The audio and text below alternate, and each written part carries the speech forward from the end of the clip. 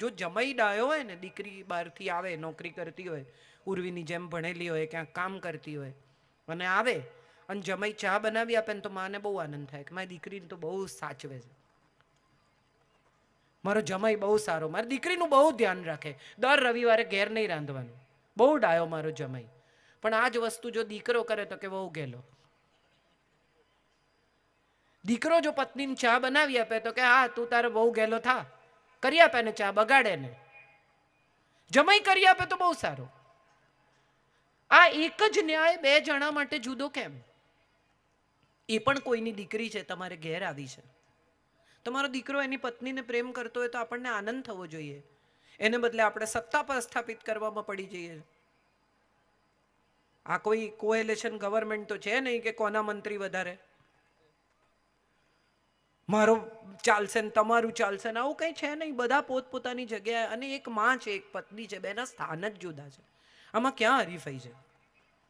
સાહેબે સરસ કહ્યું કે ઉંદર, સાપ, મોર, હાથી, વાઘ બધા ભેગા રહે છે, નંદી, આ બધા પરિવારમાં બધા હોય જ છે.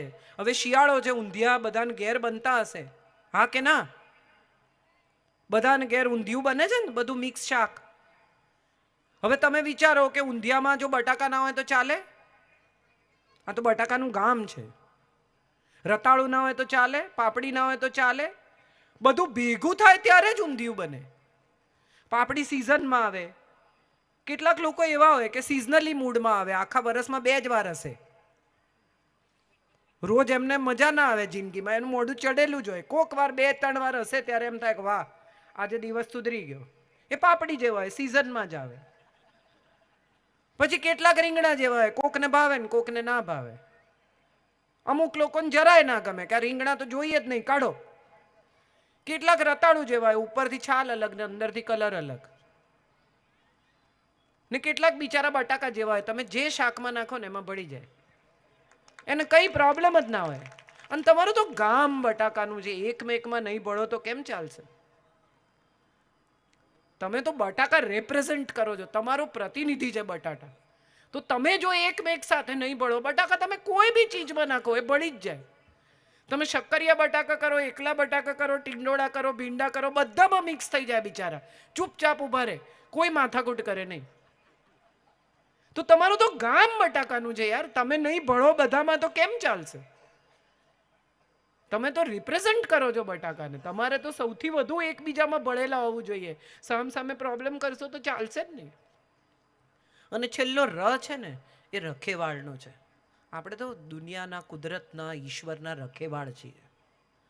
આ શરાફી મંડળીમાં તમે વિચાર કરો, બધા પીરસવા ઊભા છે છોકરાઓ, બહેનો બધી જે ઊભી છે, એ જમવા બેસી જાય તો કેવી રીતે ચાલે? તમે ત્યાં ડીશ લેવા જાઓ ત્યારે એ જ જમતા હોય.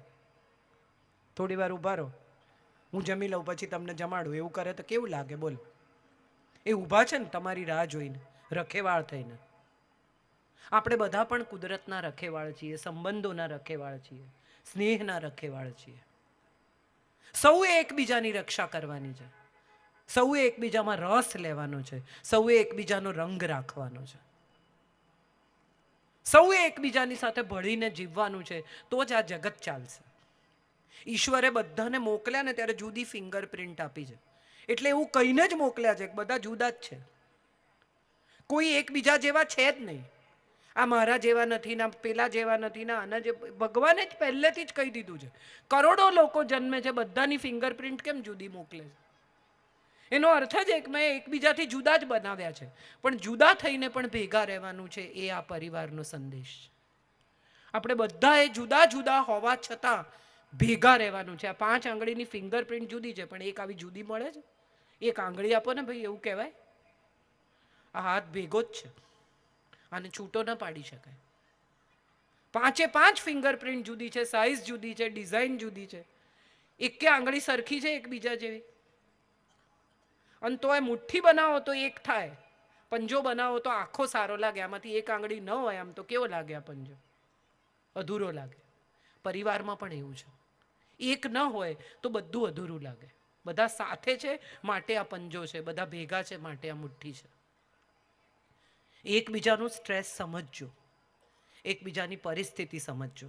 પતિ આખો દિવસ કામ કરીને માથાકૂટ કરીને આવ્યા હોય, કંઈક દેવું હોય, કંઈ પ્રશ્નો હોય, કંઈ ધંધામાં તકલીફ હોય, અને ઘરમાં દાખલ થાય ત્યારે તમારું પહેલું રિએક્શન એવું હોય, ઘરમાં આવે ત્યારે જ મોઢું ચડી જાય, બહાર તો હસી હસીને બોલે છે. હા, બહાર હસી હસીને બોલવું પડે છે.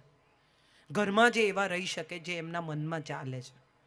ઘેર આવે ત્યારે સ્વાભાવિક થઈ શકે, સહજ થઈ શકે, નોર્મલ થઈ શકે. સાહેબ અહીંયા આવ્યા હોય ને મોઢું ચડાવીને બેસે તો બધા એમ કે આ પાણીદાર નથી, આ તો મોઢું ચડાવીને જ પ્રસંગે આવે છે, સારી રીતે બોલતા નથી, હસતા નથી. ઘેર જઈને કદાચ એમ કહી શકે કે ભાઈ હું 4 કાર્યક્રમમાં જઈને આવ્યો છું, હવે મારું માથું ન કહીશ. એ કોને કહી શકાય? જે પોતાનું હોય, જે તમને સમજે. તો એ જ્યારે તમને એમ કે હમણાં થોડી વાર ઊભી રહે ને હું તારી વાત સાંભળું છું, ત્યારે એવું નહીં કહેતા કે તમને ઘરમાં આવીને જ મોઢું ચડે છે. ઘર એક જ એવી જગ્યા છે કે જ્યાં માણસ જે છે એ થઈ શકે. એને એટલી જગ્યા આપજો કે જેવા છે જે છે એવા થઈને રહી શકે. તમારી સાથે પણ હસીને બોલવું પડે, તમારી સાથે પણ ખોટું કરવું પડે તો ઘરને મતલબ શું છે? અને તમને પણ એ કહેવું છે કે બહારના ટેન્શન લઈને ઘરે નહીં આવતા.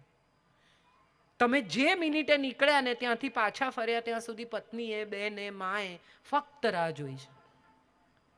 તમે ક્યારે પાછા આવશો અને તમને ક્યારે સરસ જમાડશે અને ક્યારે તમારી સાથે 10 મિનિટ વિતાવશે એની રાહ માએ પણ જોઈ છે, બેને પણ જોઈ છે, પત્નીએ પણ જોઈ છે ને દીકરીએ પણ જોઈ છે. પપ્પા ઘેર ક્યારે આવશે, એ ક્યારે ઘેર આવશે, દીકરો ક્યારે ઘેર આવશે, એની રાહ જોઈને મમ્મી આખો દિવસ વિતાવી નાખે છે. અને દીકરો ઘરે આવતાની સાથે મમ્મી પૂછે કેમ મોડું થયું? ફરવા ગયો તો, કામે નહોતો ગયો. ખાલી એટલું વિચાર કરી જુઓ કે મમ્મી નહીં હોય, એ 2 આંખો તમારી રાહ નહીં જોતી હોય તો તમને કેવું લાગશે? એ વાલ ભર્યો હાથ નહીં હોય, એ કોઈ તમારી કાળજી કરનારું નહીં હોય તો તમને કેવું લાગશે? ને સામે તમને પણ કહેવું છે કે એવો સહારો નહીં હોય, એવું કોઈ સાથે નહીં ઊભું હોય, કોઈની હૂંફ નહીં હોય, કોઈ તમારી ચિંતા નહીં કરતું હોય તો તમને કેવું લાગશે? પરસ્પર સ્નેહ અને પરસ્પર સહકાર વિના દુનિયાની કોઈ ચીજ ચાલતી નથી. એ આ શરાફી મંડળી આપણને શીખવે છે. કેટલા ડિરેક્ટર, કેટલા લોકો, સાહેબે કહ્યું કે અડધી રાતે પણ તમને બનાસ બેંકમાંથી કંઈ જોઈએ તો હું ઊભો છું. આવું બેંક શું કામ કે? આવું પરિવાર પણ કેમ ન કે અડધી રાતે ભાઈને જરૂર હશે તો હું ઊભો છું, અડધી રાતે પણ બેનને જરૂર હશે તો હું ઊભો છું. એક ટુકડો જમીન માટે બેન સાથે ઝઘડો થાય, ભાઈ સાથે ઝઘડો થાય, બોલવાના સંબંધ તૂટી જાય, એ ટુકડો ઉપર તો જોડે લઈ જવાનો નથી, છેલ્લે બધા મરી જવાના છે અને ટુકડો અહીં જ રહી જવાનો છે. પણ તેમ છતાં આપણી લાલસા, આપણો અહંકાર, આપણા પ્રોબ્લેમ આપણને આ બધું કરવા મજબૂર કરે છે. એકવાર વિચારી જોજો કે મહત્વનું શું છે, સંબંધ કે જમીનનો ટુકડો કે મકાન? ખરેખર મારે આ કહેવું છે કે પરિવાર એટલે શું? પ્રેમ, પૈસા કે પ્રોબ્લેમ? જે લોકોને પરિવાર પ્રોબ્લેમ લાગતો હોય એમણે પહેલાં પોતાની જાતને તપાસવાની જરૂર છે. જેમને લાગતું હોય કે પૈસા સિવાય જગતમાં કોઈ ઉદ્ધાર જ નથી અને પૈસા જ સત્ય છે, એ બધાને મારે કહેવું છે કે દાઉદ પાસે બહુ પૈસા છે, ભારતમાં આવી શકતો નથી. વિજય માલ્યા પાસે એટલા પૈસા છે પોતાનું પ્રાઇવેટ જેટ કરે પણ ઇન્ડિયા ઉતરી નહીં શકે. આસારામ બાપુ પાસે આટલા બધા ટુકડા જમીનોના અને આટલા બધા આશ્રમ હતા પણ એમનું મૃત્યુ જેલમાં થયું. શું ફાયદો? કહો મને. કોને કોને ખરાબ રીતે ટ્રીટ કર્યા, કોની સાથે ખરાબ કર્યું, અંતે માણસને પોતાના કર્મ જવાબ આપે છે. તો ચાલો સારા કર્મો કરીએ, સારું કામ કરીએ, સારા લોકો સુધી પહોંચીએ. પરિવારને એકબીજાના સહારાની, સાથની, સહકારની, હૂંફની જરૂર છે. અને આ જો સમજી જઈશું ને તો સ્ટ્રેસ મેનેજમેન્ટ નહીં કરવું પડે સાહેબ. સ્ટ્રેસ મેનેજમેન્ટની જરૂરત જ નથી, કારણ કે પરિવારમાં પાછા ફરીશું ત્યારે સ્ટ્રેસ હશે જ નહીં. આ જગત તકલીફ આપશે જ, હરીફાઈ છે જ, પૈસાની જરૂર રહેવાની જ છે. પણ નક્કી એ કરો કે આ બધામાંથી બહાર કેવી રીતે નીકળવું છે, આપણી જરૂરિયાતોને સીમિત કેવી રીતે કરવી છે. સુખી થવાનો સહેલો રસ્તો એટલો જ છે, સહકાર. એકમેક પ્રત્યે, સમાજ પ્રત્યે, સંબંધો પ્રત્યે બધે સહકાર જ કામ લાગશે, ખાલી શરાફી મંડળીમાં નહીં. અને આજે 25 વર્ષ જ્યારે પૂરા થાય છે આવી એક નાનકડી મંડળી જેણે સાવ નાના પાયે શરૂઆત કરી હતી, આજે વિશાળ વૃક્ષ બન્યું છે. ગણપતભાઈ ગૌરવપૂર્વક એ વાત તમારી વચ્ચે મૂકે છે ત્યારે મારે એવું કહેવું છે કે શરૂઆત બધા નાના પાયે જ કરે છે.